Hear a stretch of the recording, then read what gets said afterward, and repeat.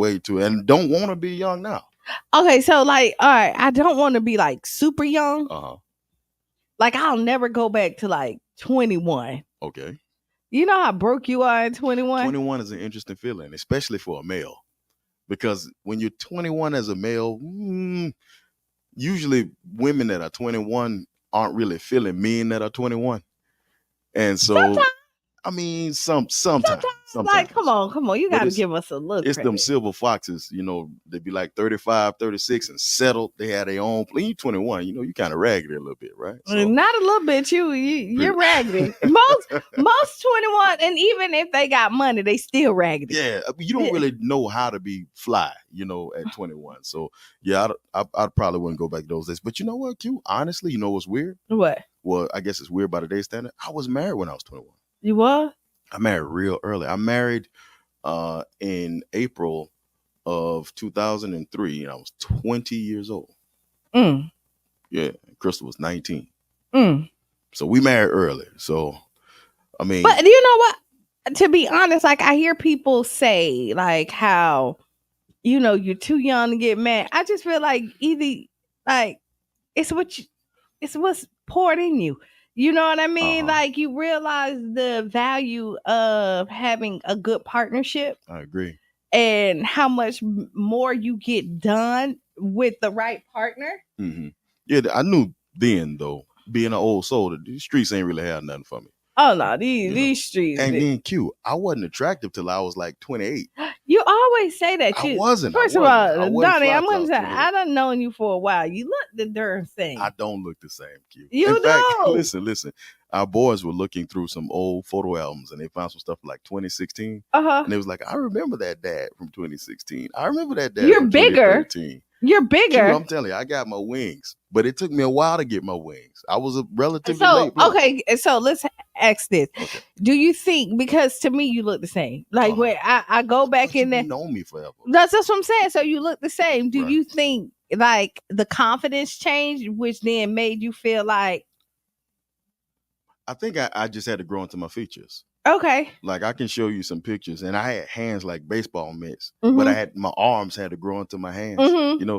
Like my neck had to grow into my head. I get it. I get it. Like, how the little big head baby, and they got to fill out, They right? got to fit and grow into the head because the head too big for their body. My uncle used to say your neck got to pop out. He used to say we got to get that neck to pop out. So yeah, I think that was it. And then, you do develop a sophistication as you get older. But yeah, you do. Sophistication when you start making a little more money too. So I mean, honestly, once you figure out like who you are in this world, right?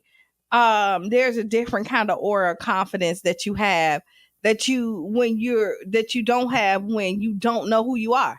I agree. But too, Q, it takes a while to mature to being comfortable with not necessarily being liked. Okay. And I was speaking to my father about that the other day. He said, son, that's that Dorsey in you. There's a lot of Dorsey in me. He says, that's that Dorsey in you. Mm-hmm. Y'all just don't give a damn about if somebody like y'all or not. So I think after a while, you have to develop that. And then you get your feet, under you. And you struggle always with I think as men, particularly as African men, I think we struggle always with confidence as a reality. But we we learn how to overcome it with time and with having good women in our life. I think sometimes that gets overlooked and sometimes they get overshadowed. But a good woman is something else. A good woman is something else. So I'm gonna agree, but a good man is something else as well. Mm-hmm. And this is it's the so I'm like head over heels for good relationships. Mm-hmm. I strive to help people do good relationships because you see the power in it. And in our community, we taught just the opposite a lot of times, and where the foundation comes from. Mm-hmm. I agree. Q, one of the things about it is that because we live in a society that profits from people being individualistic, we don't really understand that our value is in the other person. Right. There's an Arabic word, zawaj, and that's the word that we use to get the word good morning, Sharonda. Wife or spouse. Right? What it literally means is that part of you that is in another person that you will never be able to access unless you access it through that other person. Right. So you know how like they say equally yoked, right? Yeah, I've heard that. Right. And I was listening to somebody and they were just saying, like, honestly, if you are equally yoked to me, like you have everything I have and I have everything you have, what about the stuff we missing? And that's the thing. I wonder if when people say equally yoked, would it be better to say you have everything that I'm missing and I have everything that you need? Right. I kind of, that's why I'm kind of with it, because Right. if you got everything I got, Uh-huh. what about the stuff I don't have? And you know, that's I think the problem when we think about equality, because what equality means is that everyone has the same thing. So the moment that everyone has the same thing, or even two people in a relationship have the same thing, then those people don't need each other. But when I think equality, I think having the opportunity to be able to have the same thing, as far as like a fair chance. Okay, I think okay, perhaps in different scenarios, it might mean different things, right? When I think of equality, I think of balance. You know, balance is something that is essential for relationships. It's essential for growth. And I think that when we start looking at things unilaterally instead of dialectically, then what we end up doing is cutting ourselves off from balance. And when we throw ourselves off from balance, then we've thrown ourselves off from relating to one another, from understanding one another. Then it becomes a competition. And what you don't want in a relationship is a competitor. You want a compliment. And what that means is that a competitor is pushing to be the prize, right? Oftentimes you hear men will say, especially in the red pill community, so-called red,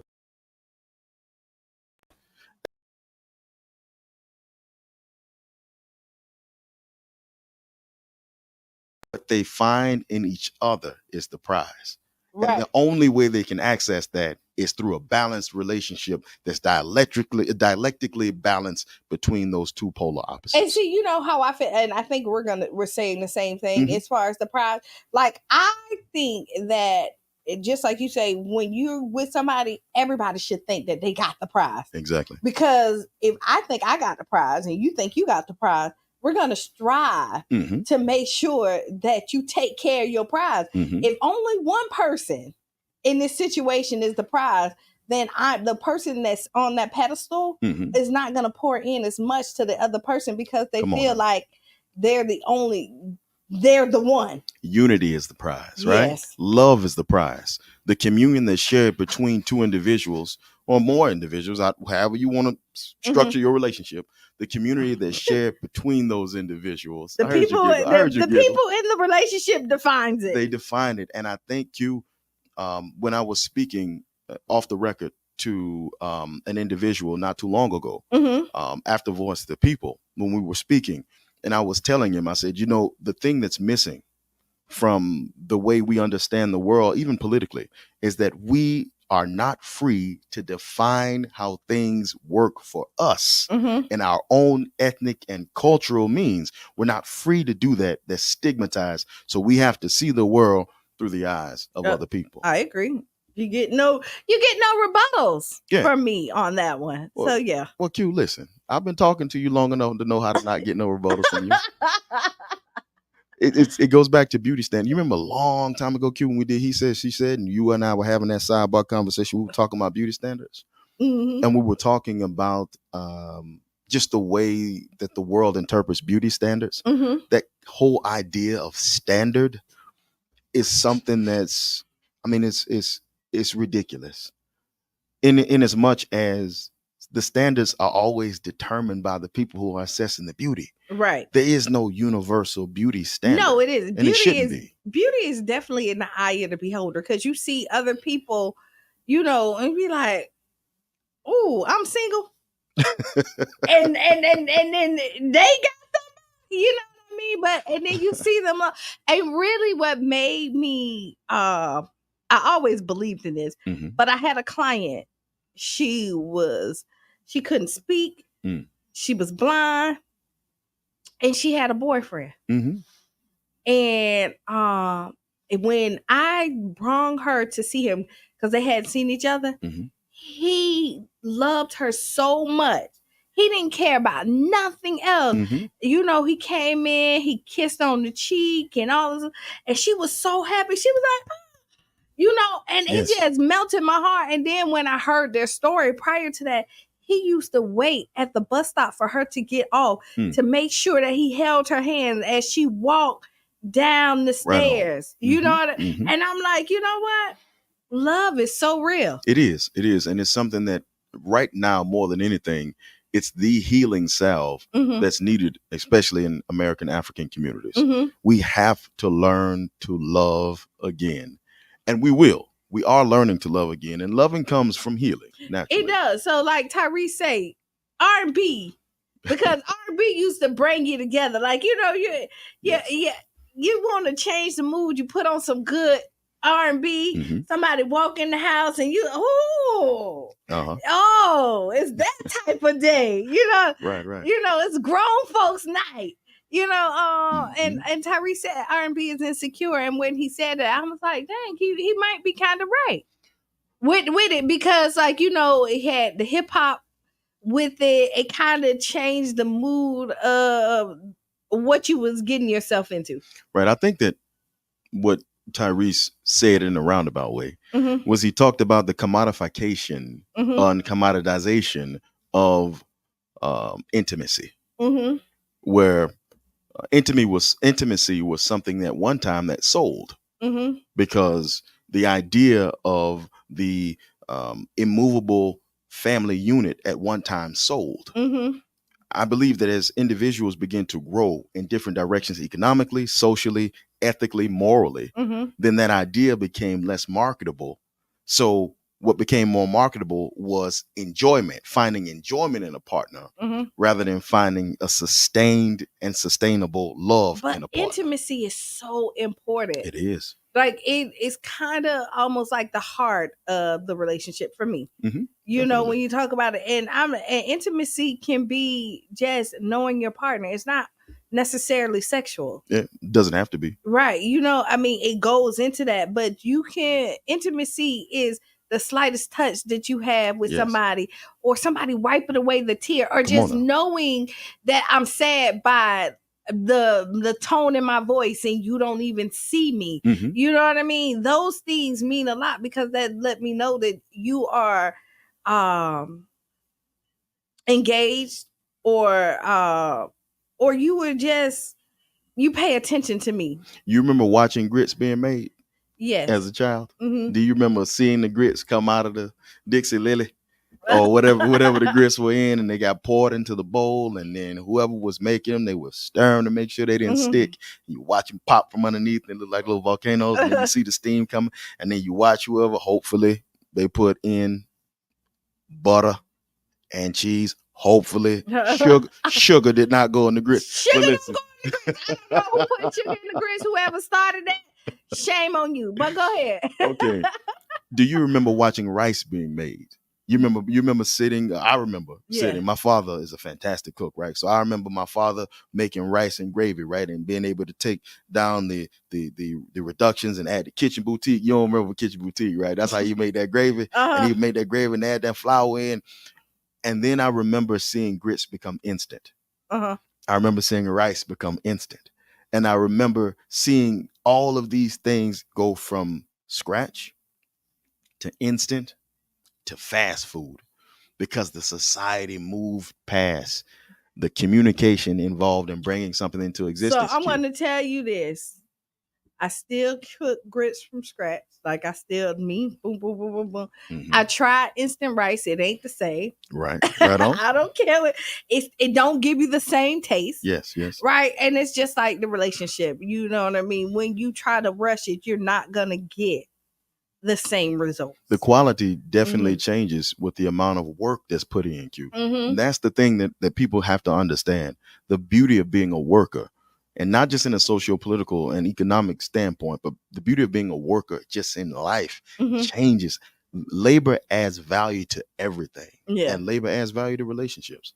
It does. So I think that I think the brother Tyrese, I don't think he was wrong, Q. I think he knows better than Well, he knows better than me. He might not know better than you, being that you have a whole R&B star who just did the Jimmy Kimmel tour in LA. She did that. Outstanding. And then she did that. She had a phenomenal year. Like this year has been, she did the Chris Brown tour.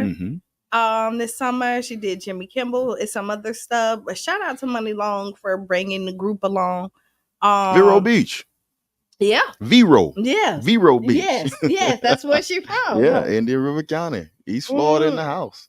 Yeah. You know, and you know, because it's what's on your mind Wednesday, so you can just kind of talk about whatever. We was talking about relationships, talking about Tyrese a little bit, and just I love how Cheyenne is not giving up on her dream, and like it's the music business, and people think that like once you do one thing, like it looks so different trying to navigate it. So kudos to her. Though. Question for you, Q. Yes. And this is a rather impromptu question, and I know you're gonna be honest with me.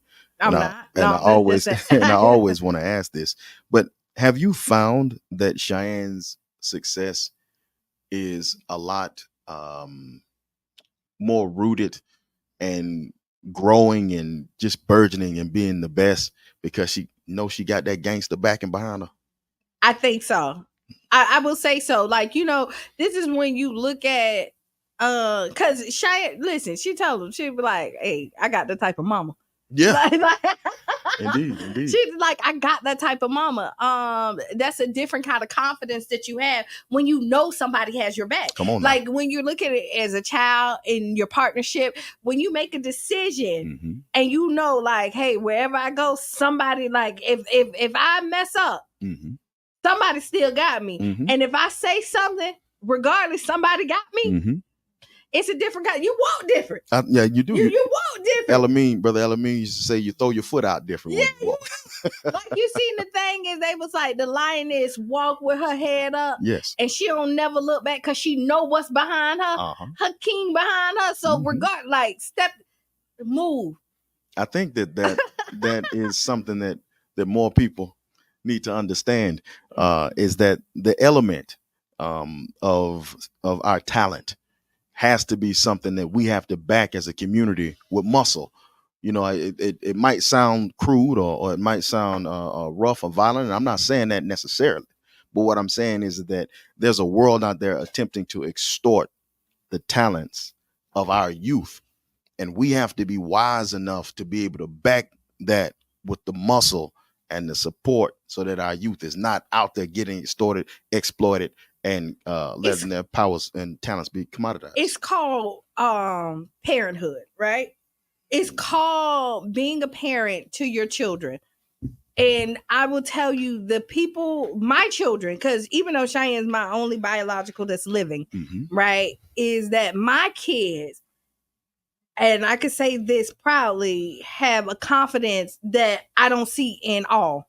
But they know that like I invested in them. The tools that I gave them, and they know like if they call me, my mama gonna pick up.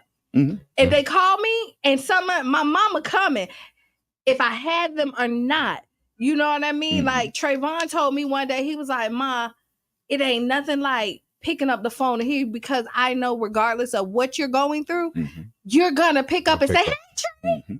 And he would say the light in your voice make it okay for me. And the fact that my adult children respect me enough to get my opinion on stuff is that's like the greatest gift. I agree. I agree wholeheartedly. Yeah, we was talking about me and my son was talking about. You got to now. I'm sorry. You got to announce yourself. Good morning. See him, but I'm gonna adjust the camera. Sign. Good morning. In 5 minutes after we take our break. Go ahead. No, I was talking to my son. We was talking about honoring. Oh, I'm sorry. This is Rashid Clarkson. You know, I'm from St. Pete. I'm a native here. Just wanted to come in and share some information with you guys. I was here before and just wanted to come back and just go over some stuff. Yeah. So it was a guest on but Voice of People. King Jam. Shout out to King Jam. Piggyback to what you were just saying. Me and my son was talking about honoring their mother and their father. And I think the best way to do that is by, like what you're saying, is by your children, you know, walking down the right path, doing the right things to make their parents proud and honoring them in that way. So I definitely agree with what you were just saying. Very much so. And even with that, because we kind of had this conversation, me and Jabbar, earlier this week or last week, and we were talking about, like, even if you veer off the path, if somebody pours in you and take the time to invest in you, and even if it's not your parents, because sometimes the parent is not the one that, right. That's the village. Is helping mold you be the person that you're supposed to be. And it's always more exciting to be out in the street. Right. It is, like, listen, right. It is to the majority. Like, you see the glitz, the glamour, and all that other stuff. You see somebody pull up in a car and the music loud when you a kid. Right. Everybody, it's something about that power when everybody know your name. You Popularity. You walk in there and people yearn for that. So it's something exciting about that. But when you have somebody else that help mold you and show you the value and the benefits of not being in that, when you go in there, you be like, wait, hold on. They told me this might happen. Right. And you see that first roadblock, you be like, oh, wait, hold on. I was prepared for it. Right. And even if you keep on going, maybe that was just an accident. Then you hit another one. You be like, yeah, this ain't for me. This ain't for me. Yeah, and it's true, Qiana, because, growing up in St. Pete, there was a lot, like my cousins, I had a lot of cousins that was in the streets and that was, trapping and doing their thing. And, my mom, she always kind of instilled, you need to go to work and not have to look over your shoulder and worry about, somebody coming and taking everything that you have because you're not doing things the right way. So I understand that there's people that grow up in those environments and they are, subject to doing those kinds of things. But when you have a good parent and a good group of people around you helping to raise that particular child, they're gonna go down the right path. And when they do, they're gonna reap the benefits and they're gonna see a longevity. Yeah, you definitely do. So no, I got you. I know we got break coming up, so I didn't want to. I didn't want to fall into no long diatribe. You think I'm looking like, hey, you going in because I no. I definitely listen, not just that, in a very similar manner to what you were saying. My father had a very interesting way of parenting us, and I'm so blessed to have both of my parents and still have both of my parents because you never stop getting guided, right? Guidance is something that happens from the cradle to the grave. Yep. So my father would be very wise and very judicious in the manner in which he would do this. My father was always a legitimate businessman, but he would, when he would get paid and cash out, he would have me count his money. And it's only a few times that you can be 9, 10, or 11 years old and you count out $20,000 cash before you say, I have no interest whatsoever in trying to go and nick and dime just so I can re-up. Right. I definitely want to do something that, that allows me to have this same experience. You never lose the idea of being successful. But when your father comes in the house and he's dirty and he's sweaty and he has PVC glue on his hands and he reaches in his pocket and he throws you 20 bands and says, just count it and make sure we got it right. And you count it up and you realize this man made this in 4 days. He just made 20 bands in 4 days. Then that changes the hunger that you have for the outside. My father always bought my sisters really, really, really nice jewelry because he never wanted them to be swooned and swayed and cajoled by somebody with some nice jewelry on. He wanted them to understand, listen, nice jewelry is something that you can do and make and have for yourself.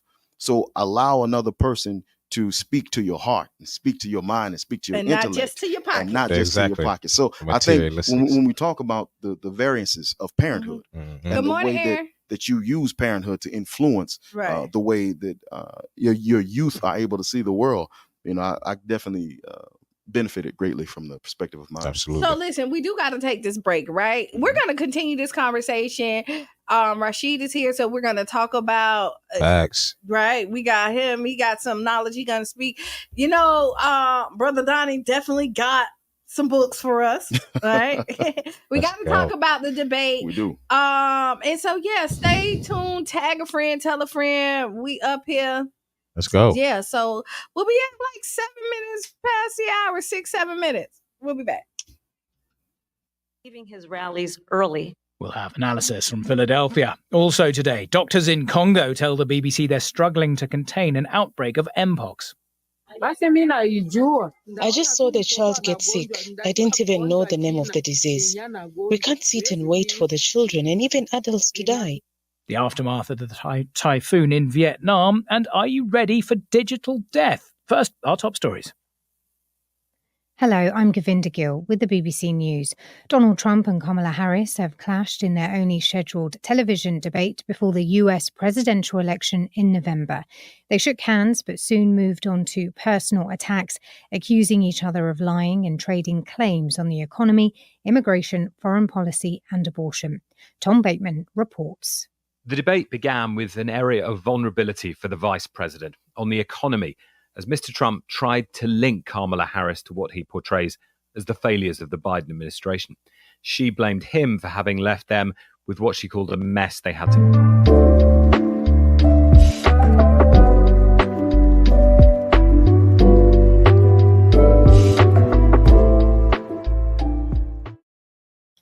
And what we have done is clean up Donald Trump's mess.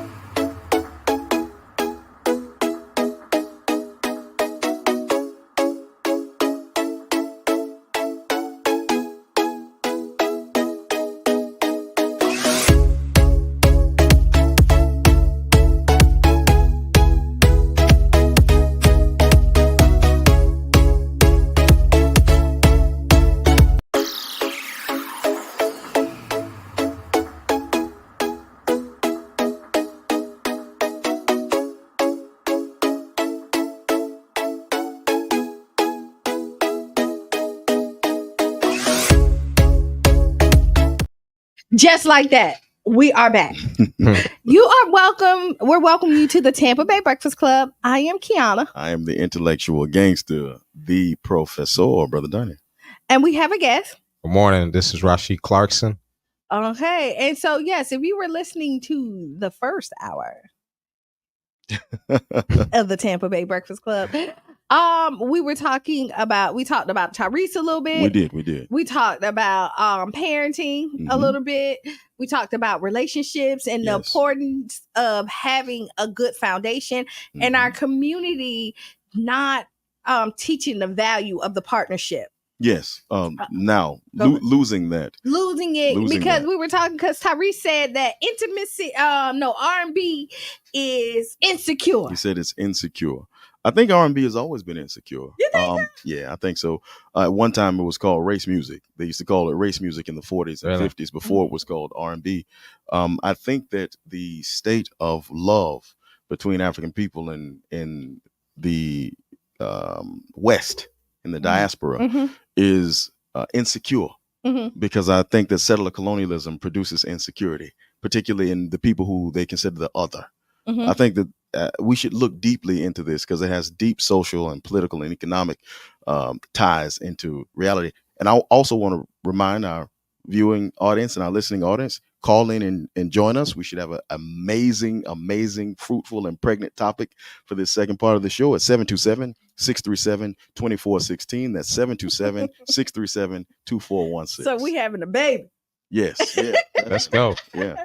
That's what R&B do. Yeah. That's what R&B That's what do. we said. Like you. That's what I grew up in the 90s, so we had a lot of R&B. People that was talking about love and baby making and all that kind of stuff. So you set the mood. Boys and Men is coming to the Hard Rock. Let's go. So anybody who they got back together, they got right? Mike with them. They got back together. Do they have Mike with them? Yeah, they got. Yeah. No. Oh, I thought the other member came back after like years of being Mike away. is back? Yeah, I didn't know. I read something that said he's back. No, because he left because his legs, he couldn't stand. He couldn't walk and stuff like that. Real bad scoliosis. Yeah, and so that kind of took him out. Now, if anybody know me, everybody know that Boys the Man. They was the one. They was the group. Listen, Boys the Man. I remember truth is that because y'all know I've always been a part of the music business. I always know that this was like something that was a part of me. I remember looking up, trying to figure out where their studios was at, right? And they said, they recorded it. And I'm calling them because I'm like, I'm finna work for them. Like, I'm gonna intern. They finna hire me. Like, you should have seen me. I'm like following them like roaches trying to find a crumb, right? Over here. And I'm like, all right, I'm gonna send letters. Like, I was trying to work with them so bad because I love like really good music. I love singers. Yeah. And I remember Cheyenne opened up for Boys and Men, right? Oh, wow. And so we're doing this festival and I'm telling her she get the gig. I'm like, Cheyenne, guess what? She was like, what? I was like, you opened up for Boys and Men. She was like, oh, okay. I'm like, girl, you don't put no pep in yourself. Wow. But Cheyenne was in middle school at this point, so she didn't really didn't know. Yeah, but she loves them as well because, her mama listened to it. But yeah, so y'all might catch me at the Hard Rock with Boys and Men. Yeah. Art has that power. There's a really good book on Paul Robeson speaking about the role of the revolutionary artist. Okay. And art has that power to be able to bring people together, also to be able to separate people, art can be very polarizing. But I think Brother Tyrese had a point. And I think that, we definitely need more love making.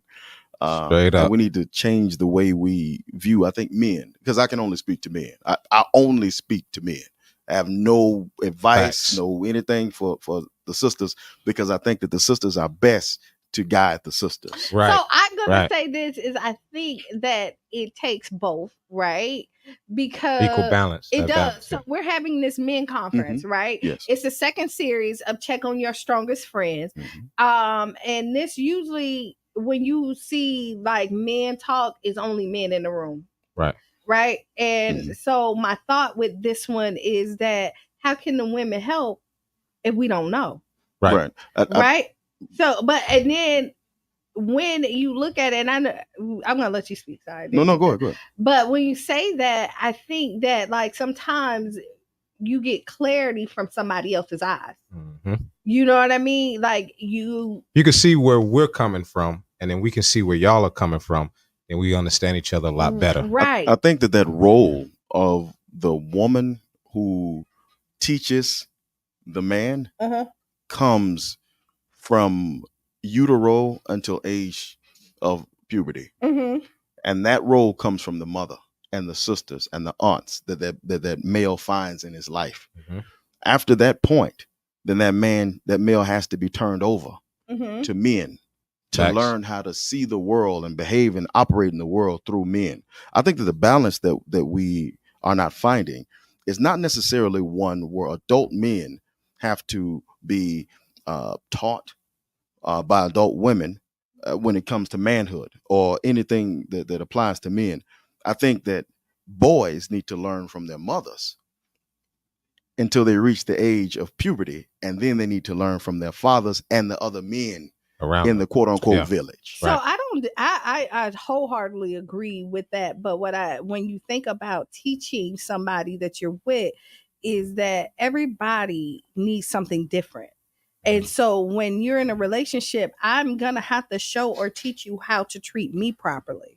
Like, even though your mother, you might have seen your mother and father operate in this, but I may not need the same ingredients that your mother and father needed to build their cake and to make their house strong. It's something else. So then I may have seen how my mother treated my father, and I'm going to take some of that, but my man might not need what my daddy needed. Right. You know what I mean? Right. And so you're gonna have to come and teach me how to love you properly. That's the the courtship process. I'm sorry. That's the courtship process. The courtship process is the process by which a man learns how to love the woman whom he chooses. Outside of that process, this is my perspective, but I don't believe that as a community, women need to learn men from men. I believe as a community, women need to learn men from women who've had successful relationships with men. Right. There was this interview that I can't remember the lady's name that was on the Cam Newton show. Dr. Cheyenne. Was it Dr. Cheyenne Bryan or was it Qiana Van Zandt? No, it was a woman. She was Dr. Cheyenne. Was it Dr. Cheyenne? And basically, I mean, when you talk about relationships, I think that it is important to learn your individual person. Like you're saying, you don't necessarily, how your mom treated your dad isn't necessarily how you're going to treat the person that you're with. I think it has to have some sense of understanding of who you're with and what they need. I don't subscribe to women just learning how men are in general, because that may not apply to the man that you're with or vice versa. But I do think that there should be an equal balance in terms of how women are consumed information about how men are, and men should do the same thing. But most importantly, like you said, during that courtship time, you're learning the person that you're wanting to be with.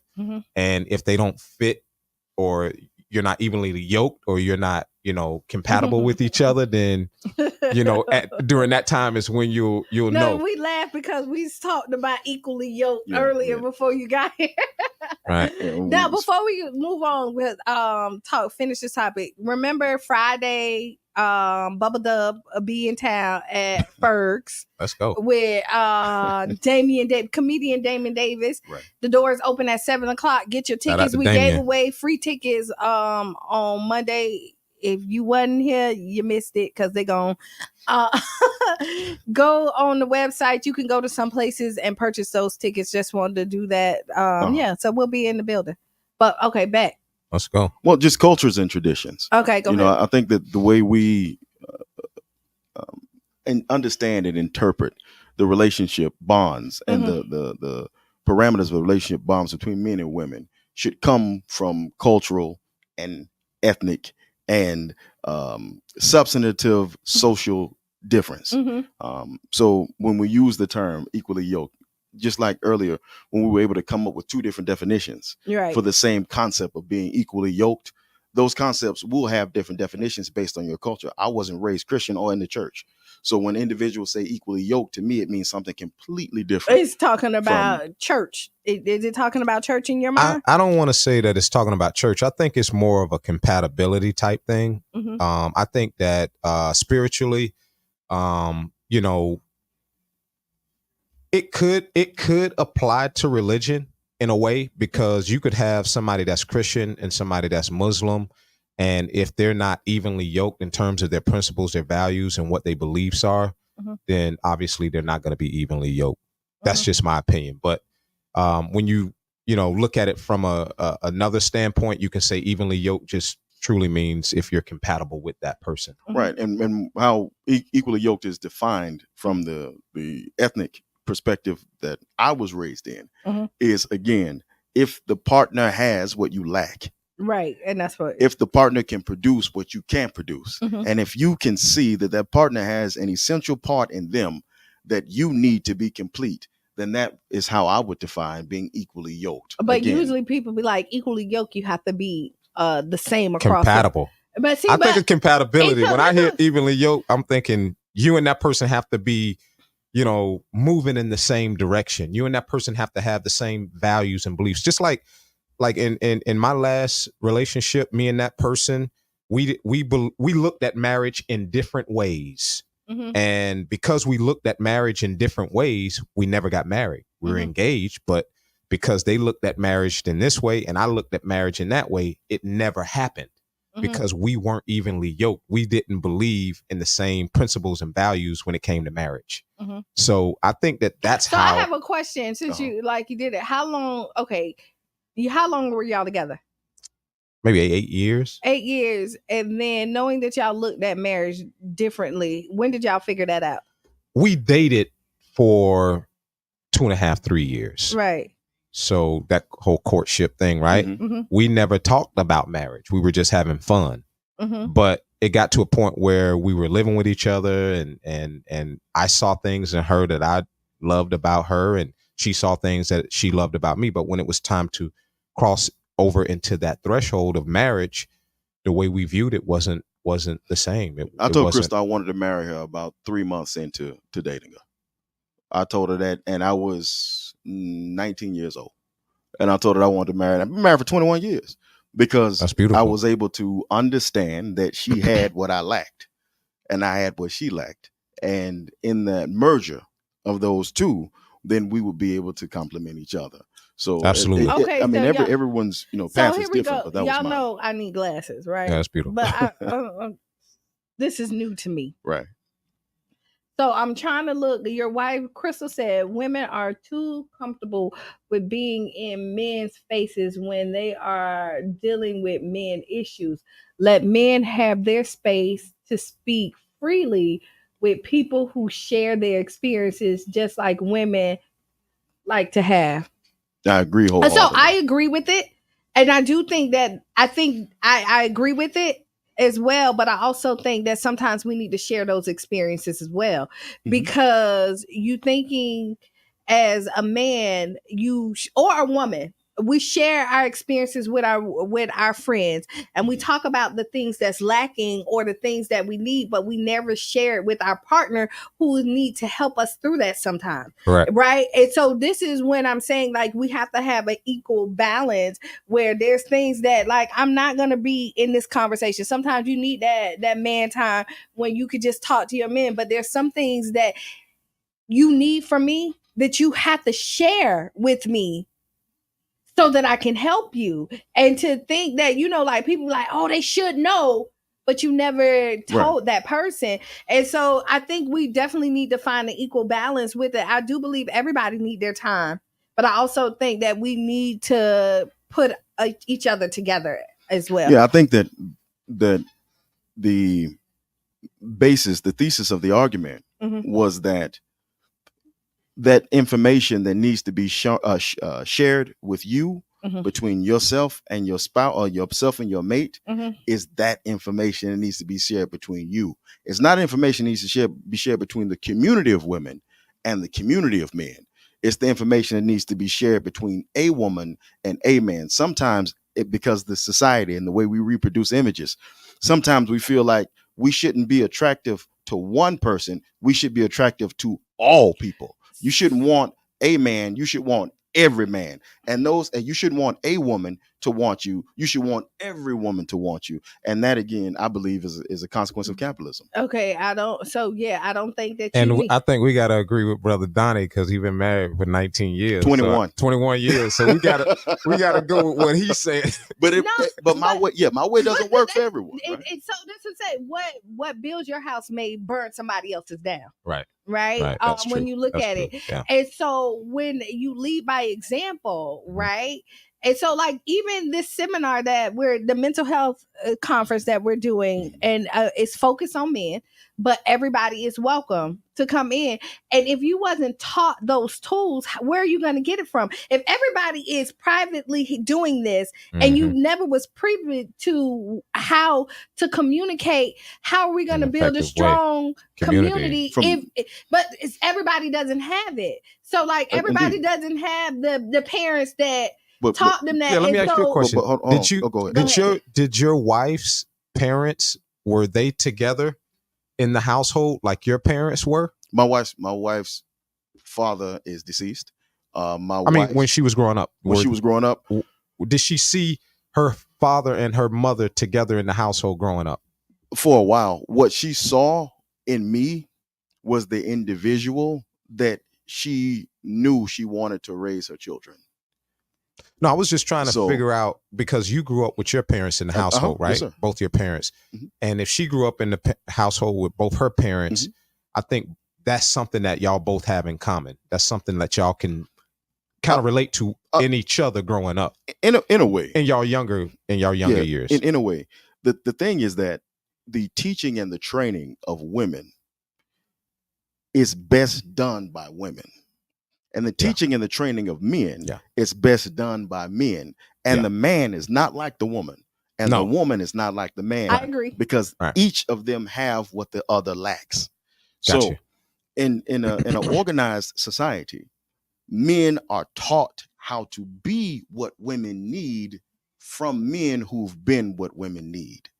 And women are taught how to be what men need from women who have been what men need. And I believe, and this is my ethnicity. We got to go with what Brother Dawson. Yeah. I believe that's the most successful model that we have in existence, particularly for people like us who have been commoditized, who's had every part of us sold on auction blocks. Mm-hmm. Yeah, I think we got to go with Brother Donnie. I'm not. So if we're listening, like, I think we're kind of saying the same thing. Just in different ways. That's it. Because I agree with that. Like, women need to be with women. Men learn from. Let's say learn. I like that word. Yeah. So learn from. But I also think that it's also a beauty when you learn from, because each other. And one thing that I love about you and your wife, regardless of what way the wind sway, y'all swaying together. That's my buddy. No, y'all sway together. Yeah, that's y'all sway together, regardless of the fact. And I love that. But y'all found y'all was equally yoked. we both have what each other need. We both have what each other need. What was that though? What was that? So if you're so you're saying whatever you lacked, your wife had. Whatever she lacked, you had. What was those things that you lacked that she had, and what was those things that she lacked that you had? My wife has a very cool personality, a very calm demeanor. My wife understands the value of silence. She don't raise her voice. My wife understands my wife understands the value of peace. And my wife doesn't like confusion. Okay. Right?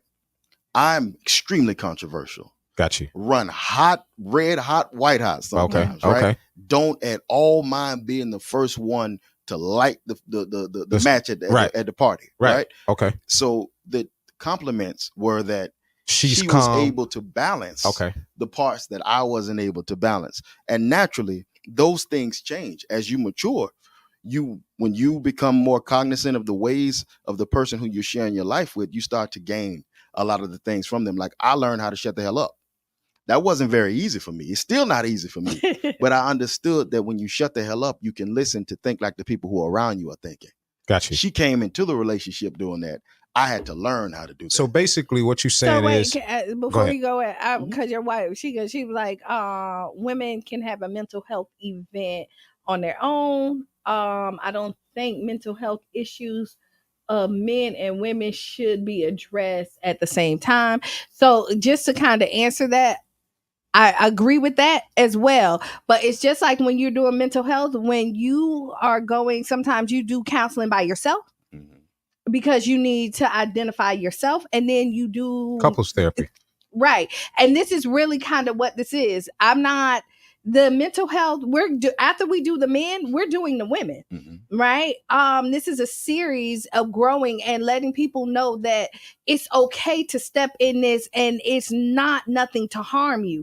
And because it's been so taboo in our community about going to a therapist, getting all this other stuff, we're opening it up to show that this is a safe space, and we got to get you there some way. Now, you may not agree with the way that we're doing it, but we're inviting the community out. We want people to be able to have these dialogues where nobody is shut out. Now, we're going to do some when it's just the men, because after we do the men's, they're set up for the men to be able to go somewhere else and have a conversation with just men and not the women involved. And then we're going to do the same thing. We're offering a lot of different services, but what we're doing is letting people see what this is all about. Learning but experience. You know, Q and Brother Rush, I have to say this. We have to be, and because I was looking at your documents, we have to be honest and fair to our history when we talk about therapy. Because what Euro America and this settler colony has told us is that therapy is one thing. When we truly understand, if we study the history of our people, therapy has been sometimes their nipe. When we would go to the sweat lodge, that was therapy.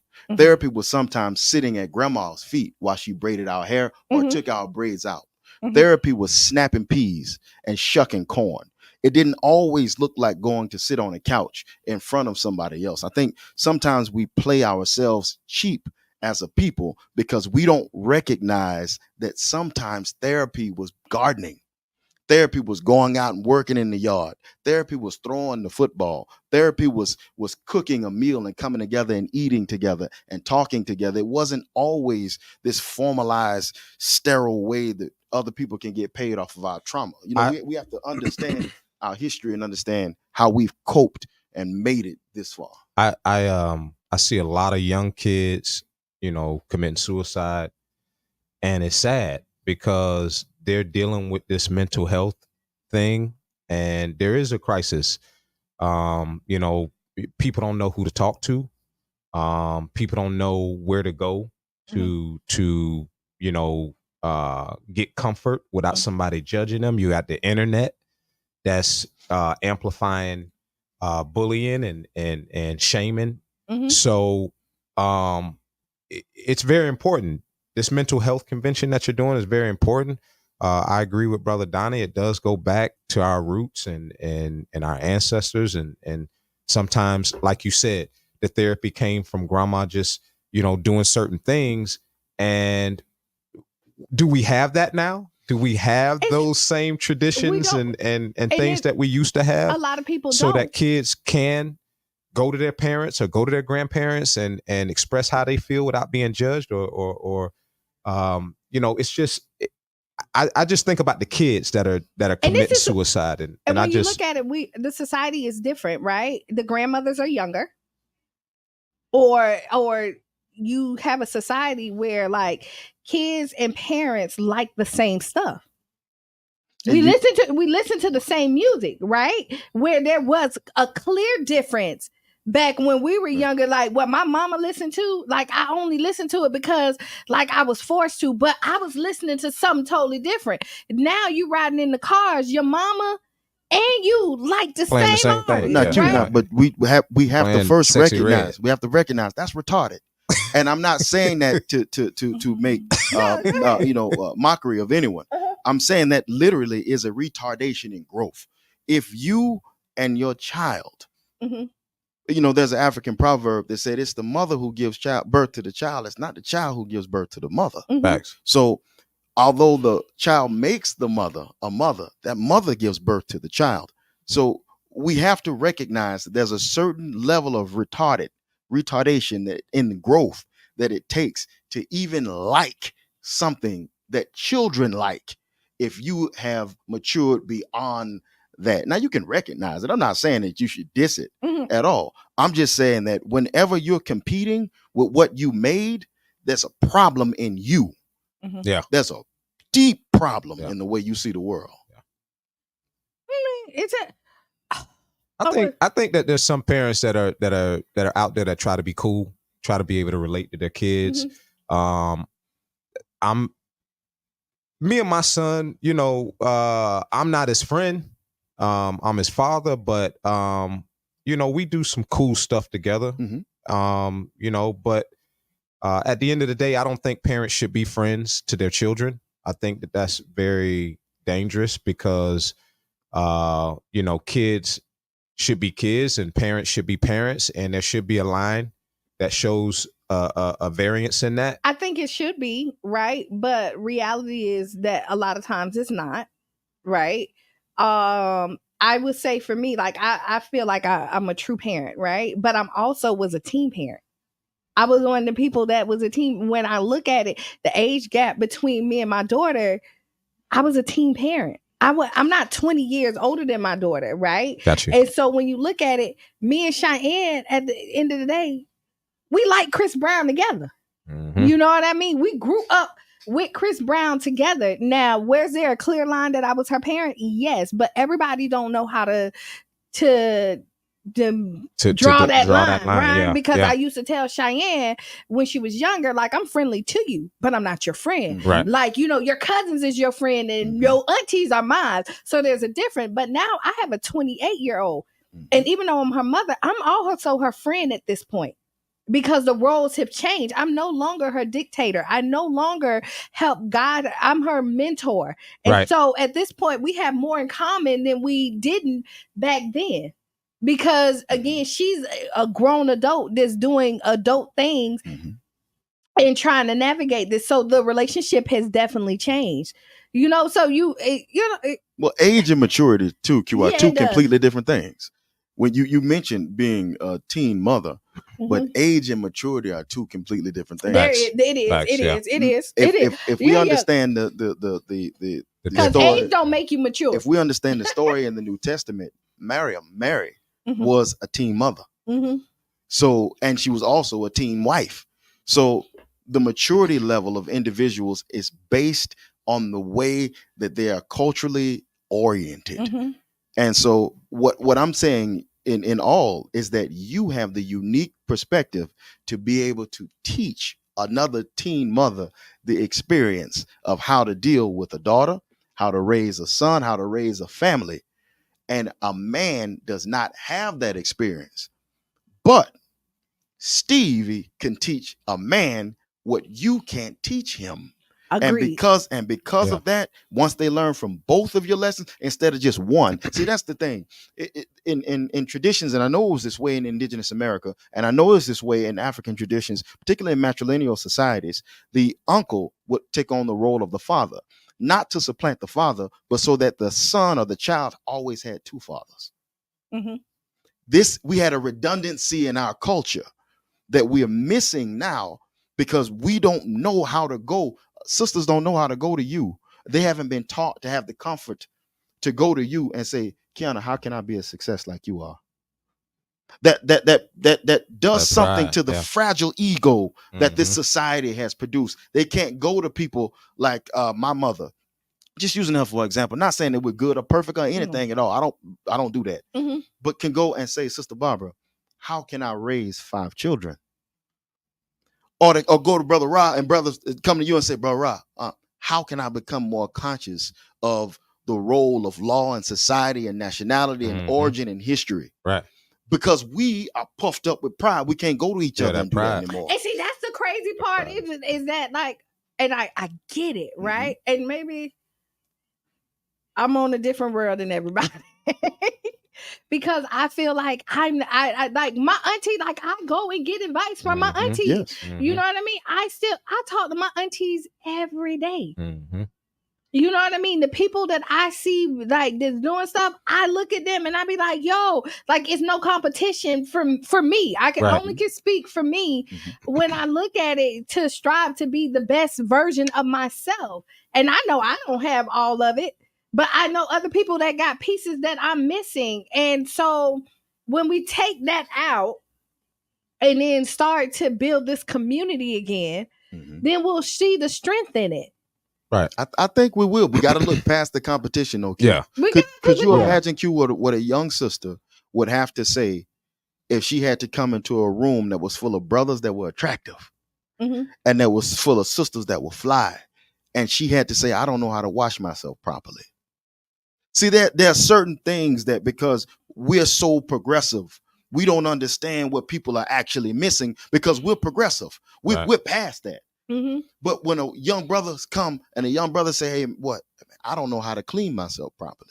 I don't know how to wipe properly. I still got tobacco juice in my drawers. Right. I don't know how to wipe myself properly. He has to be able to say that in a group of men who can take him and say, look, brother, we're going to heal you up. We're going to shine you up. We're going to show you. Sister got to be able to, sister, my pH is off. Right. But see, and then you have to find a setting, community, right? Right, That right can on. do it. And so I'm kind of reading these comments, like going in, and I'll answer them as they go on. Crystal, even with the mental health, it really is about with the women coming in with no rebuttals. We're really listening.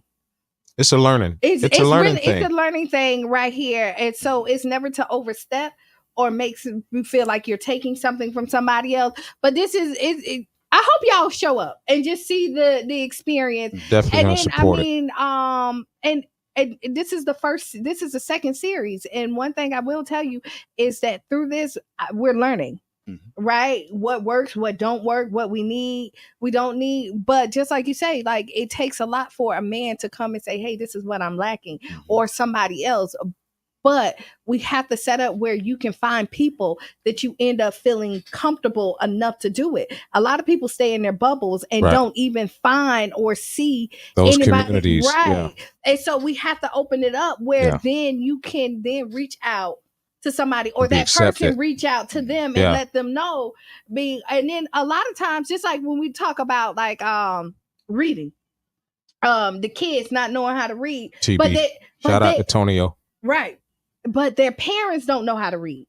Right. And so how can their parents push them to read when they don't even know? Right. And so just letting them know, like for giving out tools, like, hey, when you start the basic phonics with your kids, you do it with them so that y'all are learning together when you don't have to be embarrassed in front of your children. Well, I think and you reading, know, there's different things, you know, go ahead. And reading is fundamental, like they said. And I think that's why we're in the position that we're in now, is because we wasn't reading. We wasn't being taught about the Constitution. We wasn't being taught about nationality.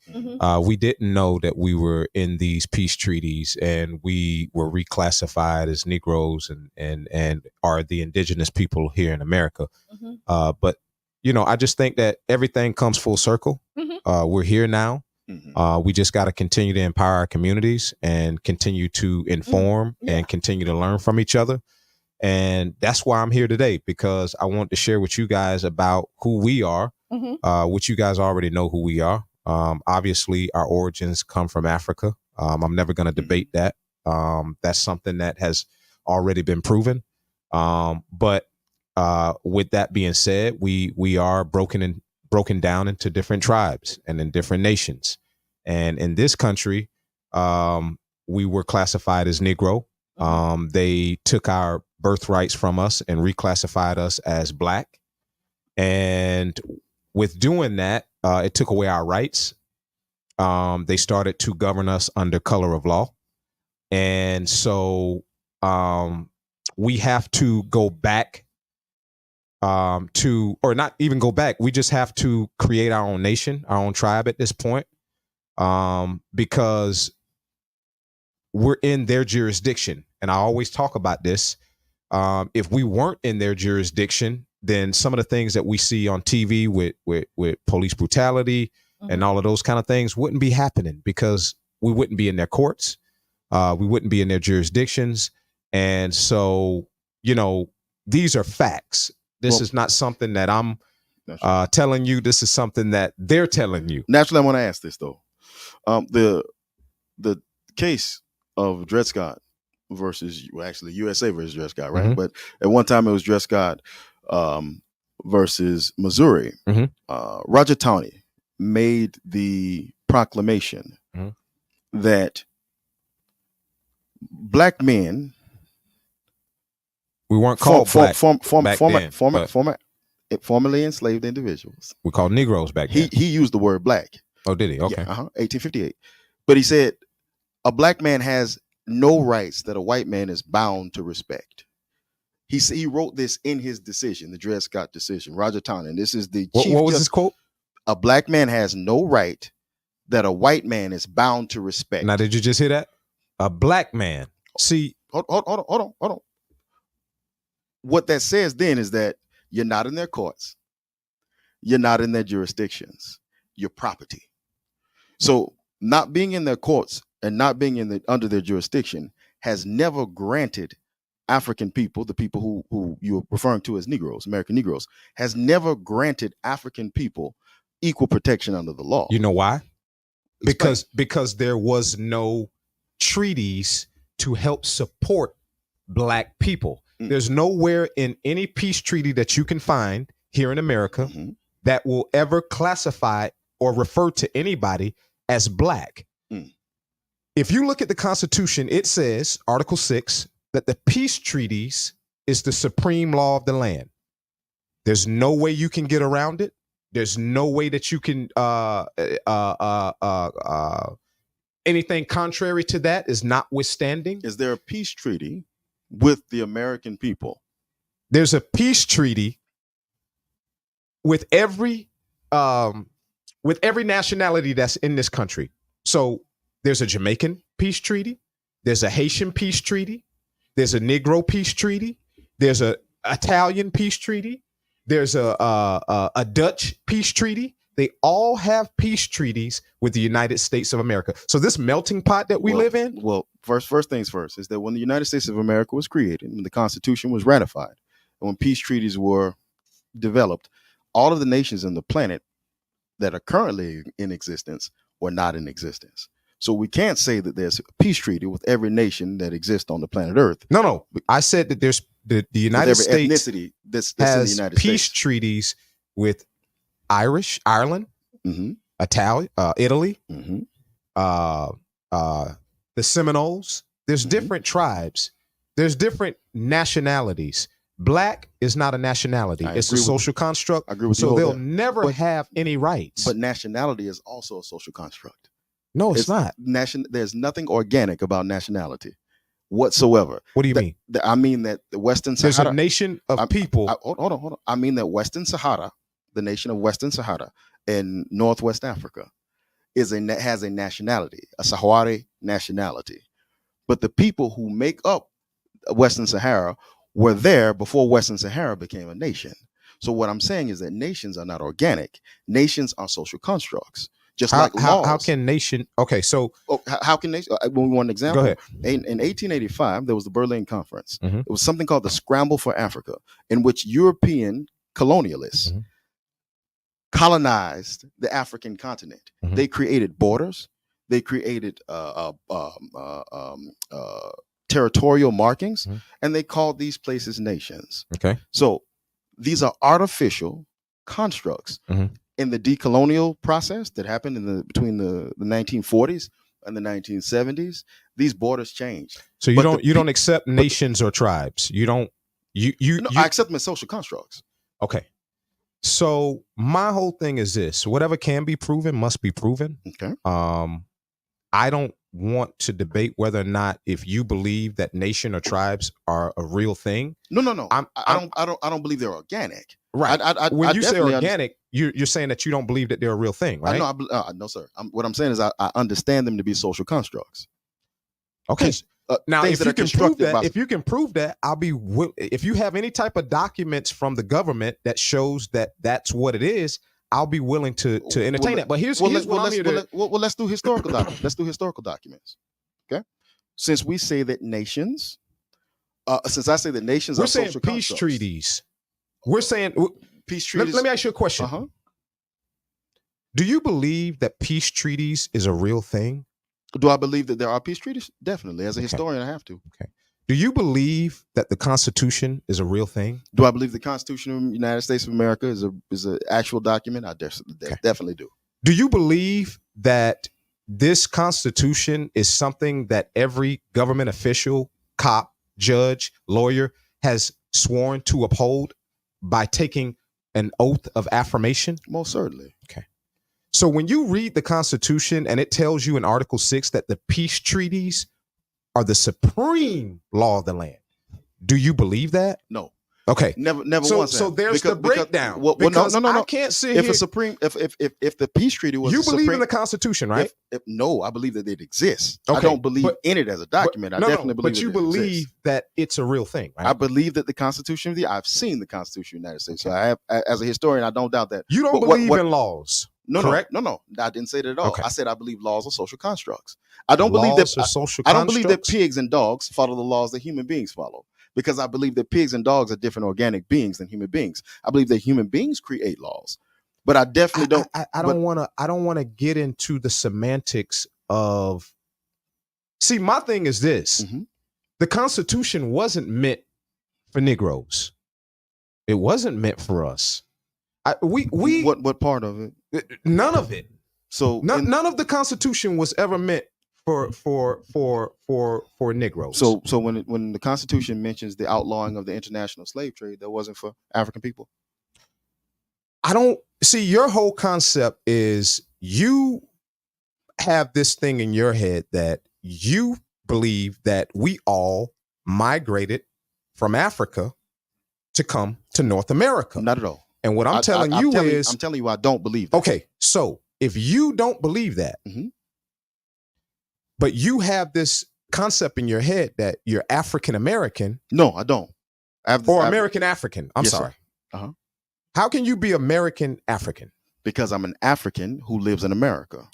Okay, but you just said that you don't believe that all of us came from Africa, that you believe that some of us was here that looked like us. I believe that there were people who were here who were dark skinned. I believe there were people who were here that you could probably understand as being African people and in their features. But what I'm telling you is that I understand that I am not, to the same degree that anyone else who has a paternity test will understand who their paternal father is or their mother. So how do you determine that you're African? You go and take a test? Yes, sir. We too deep today. You went and took a test from a colonizer. No, that I did. That reclassified you as black. Not at all. You went and took a DNA test. No, sir. What company you went through? AfricanAncestry.com. Oh, and you think it's an all African company. That's not a colonized question for website. Question for you. Question for you. If you doubted the paternity of your child and you took a paternity test, would you say that paternity test would be accurate? I don't think they had paternity tests back in the days when we had tribes and no, we're talking about right now today, because I didn't take my DNA analysis back when we had tribes. I was born in 82. Right. But what I'm saying is we have technology now. My fight is not to prove whether or not if I'm African. My fight is to prove, because you can look at me and say he has some type of he's from some type of African descent. You can't. My fight is to prove that we are the American Negro, that we are just like we are the indigenous people of North America, just like the Choctaw, the Chickasaw, the Cherokee, the Seminole, and the Creek. We were included in these peace treaties. This is not me telling you this, though. The confederations that you refer to when you refer I'm not to talking about no confederations. The Seminole are a confederation. I'm not talking about no confederation. You mentioned the Seminole. The Seminole. What about the Seminole? They were not one group. They were a confederation of many different groups. I'm not talking about the Seminole. I'm talking about the Negroes, the American Negroes. But you just mentioned the Seminole when you were speaking about the Choctaw. But Creek, why are you veering the off and Chickasaw. talking about the Seminole? Let's talk about the Negroes. What I'm telling you is that the way these individuals are classified, some are classified as autonomous, some are classified as confederations. When we say Seminole, we're talking about. But I don't want to talk about the Seminoles. Group of Let's people. talk about the Negroes. You mentioned the Seminoles, though. Look, I mentioned the Creek. I mentioned the Choctaw. I mentioned the Chip. Right. Your whole point, Brother Donnie, is you want people to believe that we are American African. And what I'm telling you is sir. I just we want people are to American Negro. And let me tell you something. Brother, I will never doubt the fact that you are an American Negro. I will never even fight to ask you to be anything other than American Negro. What I'm telling you is let me ask you a question. Can you prove that you're American African? Most certainly. Show me a document right now that shows that you are American African. I would have to show you a document if I tell you. I don't. Because whatever can be proven must be proven. Understood. Now, here's what I'm going to show you, Qiana. Now, you can show because Qiana I can prove that what this. you wish. Documents, listen, these documents have seals from the government. I don't. So you know how you get, you know how the Moors, you know how people used to walk around and be like, I'm a Moor. I'm a Moor. I'm that. Never call myself a Moor. And I'm not saying you. Uh-huh. I'm saying just people in general. Mm-hmm. Used to walk around, I'm a Moor. Mm-hmm. You don't have no government document that can prove that you are a Moor. Okay. You know the only reason why they wanted to be a Moor? Because there was a peace treaty that gave them specific rights, birthrights. So what I'm telling you is, when they classified us as Negroes, they messed up. If they had the government messed up. If the government ever respected a peace treaty with Negroes, then Bull Connor wouldn't be a thing. Then there wouldn't have to be Bull Connor, the Commissioner of Public Safety in Birmingham, Alabama, the one who sicked dogs on babies. That's not peace. I'm not going back to the 50s and 60s. Hold on, brother. Let's say that because some of our listeners and some of our viewers are from the 50s and 60s. I understand that. And they are Negroes. If they look at their certificate of live birth, they'll see that they are Negroes. If that's the case, they are American Negroes. That was a treaty. And we had rights back then. Why do you think we had our own leagues? That was a treaty. Why do you think we had broken? Our own banks? Was that treaty not broken? Was it not broken on September 13th? Why do you think we had our own churches? Because we were Negroes back then. Was that peace treaty not broken? Own nation. Did Negroes live in peace in the United States? Or was Negroes second-class citizens? Were Negroes burned at the stakes? Have you ever read the book? Listen, have you ever read the book Without Sanctuary? Have you seen what happened in Negro people? American Negroes. And if you're saying that peace treaty is supposed to protect American Negroes, it's not worth the paper that it's written on. I'm glad you made that point. Because that is the point that goes back to the reading part. Why do you think they wanted us to be ignorant? Why do you think they didn't want us to read? Because they didn't want us to know that we were in this peace treaty of 1866. When you say they, we're talking about the government. The same government that you're saying gave you that seal of approval. No, I'm talking about the government. They didn't give this seal of approval. You said that the document has a seal, right? I said that this peace treaty... Did it come from the government? No, it did not. Who did it come from? It came from the Choctaw and the Chickasaw tribes. Do the Choctaw and Chickasaw tribe have supreme law of the land? Or does the Constitution give them the supreme law of the land? They are indigenous. So they are not even governed by the Constitution, sir. So you said, big brother, you said that peace treaties are the supreme law of the land. I said the Constitution acknowledges that peace treaties are the supreme law of the land. Now, that Constitution came from the same individuals that you say were complicit in the destruction of Black society or of African society or of Negro society. No, I didn't say that. You're saying that. You're trying to coerce me to say that. No, sir. Negroes were treated well under this Constitution is what you're telling me. What I'm telling you is... From 1866? What I'm telling you is our ancestors, the American Negroes that was here, didn't even know we was in the peace treaty. They didn't even know. And when Dr. King was getting ready to prove that we were in the peace treaty, because he said, all I want you to do is do what you said on paper, and that the Negro is being exiled in his own land. We didn't know that we was in the peace treaty. We didn't have a clue.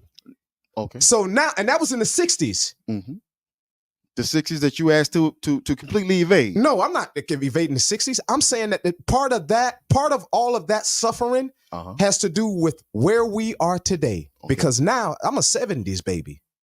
Right. So what I'm telling you is I read we in the age of information. Mm-hmm. What I'm telling you is that the white government who put that in Article 6 that the Supreme Law, Peace Treaty is the supreme law of the land, Mm-hmm. they have to respect it. Why? Have they? Have they? Has anybody ever brought the point up of what I'm making today? Do you know anybody that is doing what I'm doing right now? Hold on, brother. If you're doing it now, then you learned it from somewhere. No, I didn't. So you're speaking on something that you have no knowledge of? No, I'm speaking on something that I have facts on. And you learned it, did you not? So let me give you a little background of how I got to where I am, brother Donnie. Go ahead, brother. I had some brothers that was Moors. Mm-hmm. And basically they was doing research on how to get free and all of this kind of stuff based on the peace treaties. So I went down that rabbit hole because I considered myself to be a Moor and all of this kind of stuff based on the peace treaty of peace and friendship of the Moroccan peace treaty. Yes, sir. That's how I got to this point. Mm-hmm. So going down that journey and thinking that I was a Moor, I stumbled across the peace treaty of 1866 of the Choctaw and the Chickasaw. Mm-hmm. In that peace treaty, it says, Article 4 in the 1866 peace treaty, that the said nations further agree that all Negroes not otherwise disqualified or disabled shall be competent witnesses in all civil and criminal suits and proceedings in the Choctaw and Chickasaw courts. Mm-hmm.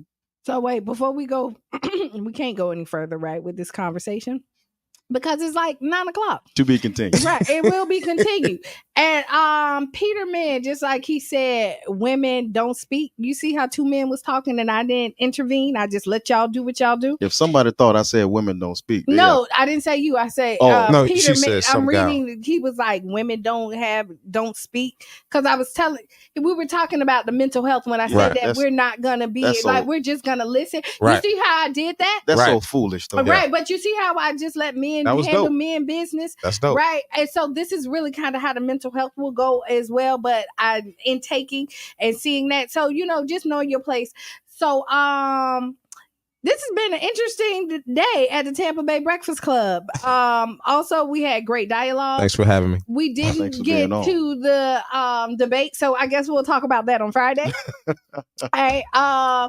This has been Qiana. I am the one and only, the intellectual gangster, your brother Donnie El Profesor. I'm Rashid Clarkson. I appreciate y'all for having me. Right, and stay tuned for Sister Hughes, Lose Your Shoes. And shout all over the house. Yeah, and be the change you want to be. Right? Praise. And write down those 5 things that make you feel good. And that's been the Tampa Bay Breakfast Club, and we are out. Peace.